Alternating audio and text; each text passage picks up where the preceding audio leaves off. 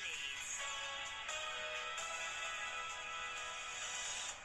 Now, a leading fertility campaigner says men who donate their sperm for IVF treatment should receive more money in compensation than women who donate their eggs. Laura Vitchins, who chairs the National Gamete Donation Trust, says giving sperm requires a greater commitment, which is often ignored. But many fertility experts disagree and argue that donating eggs is far more intrusive and carries greater risks. We can talk to Laura this morning, who joins us live from the BBC studios in London. Morning, Laura.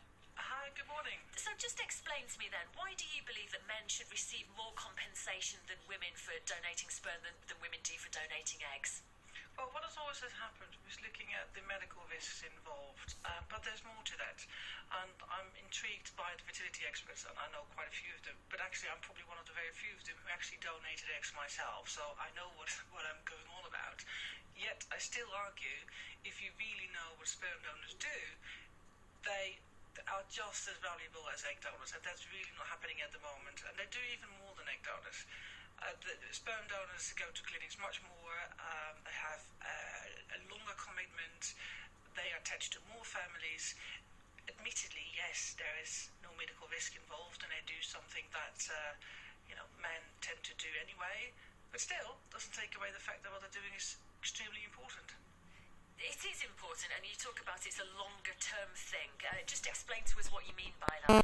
Well, it starts already with the donation process itself. What a lot of people believe, that's a one-off thing. They go into a clinic, donate a sperm with the aid of adult literature, and that's the end of it. But that couldn't be further from the truth.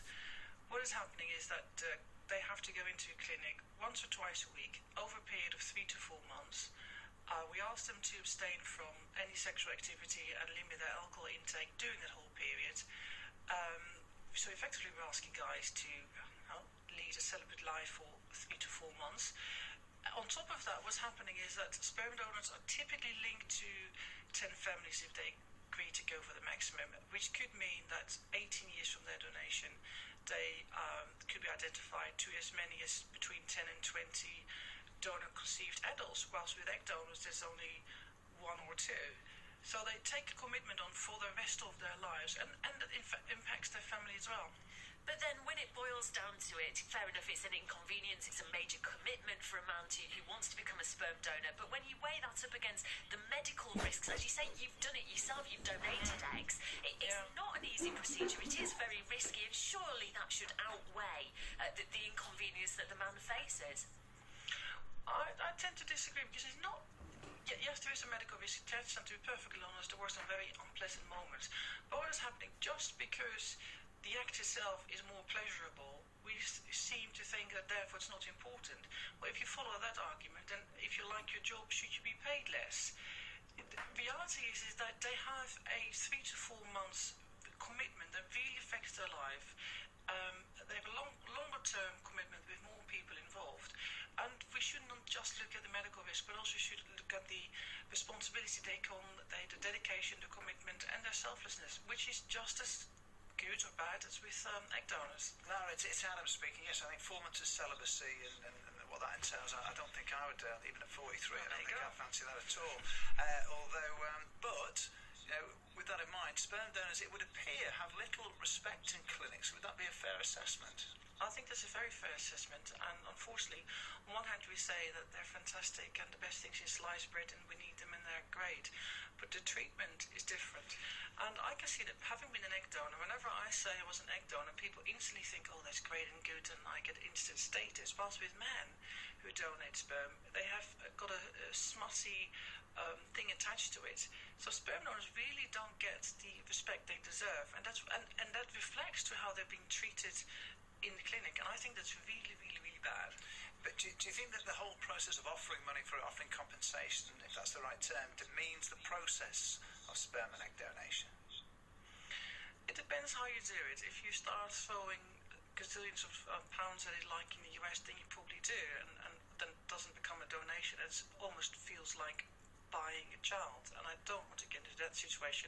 However, whether we like it or not, and whether we accept it or not, we do live in a commercial society, so maybe we do attach a monetary value. So we need to recognize that the way we recognize something good is by payment. So let's start with at least something. Because what's happening now is that donors lose out.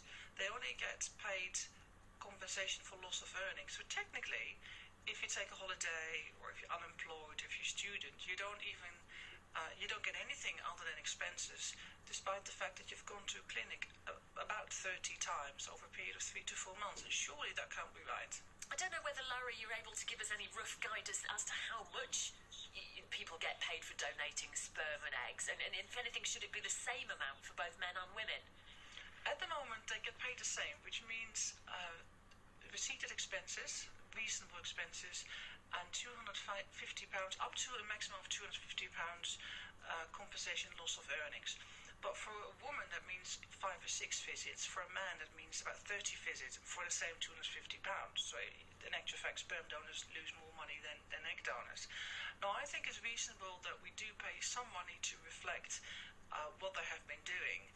Anything between, for me, £500 to £1,000, because that's enough to recognise what they were doing without actually being an amount that makes them take risks with their life. And that applies more to egg donors than to sperm donors, admittedly.